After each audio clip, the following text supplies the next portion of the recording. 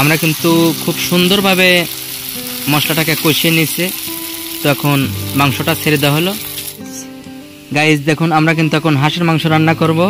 তো দেখুন, আগে কিন্তু দেওয়া হয়েছে পেঁয়াজ, রসুন, তেল, কাঁচামরিচ, আর এখন দেওয়া হলো আদা। কি কি কও?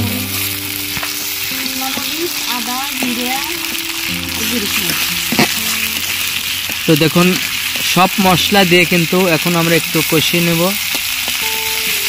ভালোভাবে। খানিকটা পরিমাণ এখন লবণ দেওয়া হচ্ছে। দেখুন,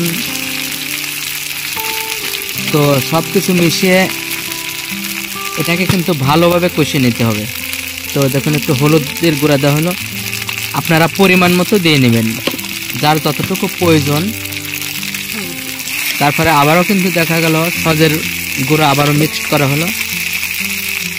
তো এইগুলো সব কিছু একসাথে দিয়ে এটাকে মিক্সড করে নেবেন।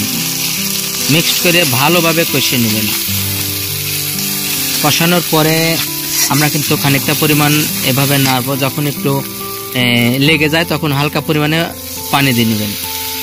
পানি দিয়ে এটা একটু সুন্দর করে ভালোভাবে একটু কষিয়ে নেবেন, যাতে মশলাটা একদম পারফেক্ট হয়। তো এখন কিন্তু আমরা এর মধ্যে হাঁসের মাংস দেব। তো দেখুন,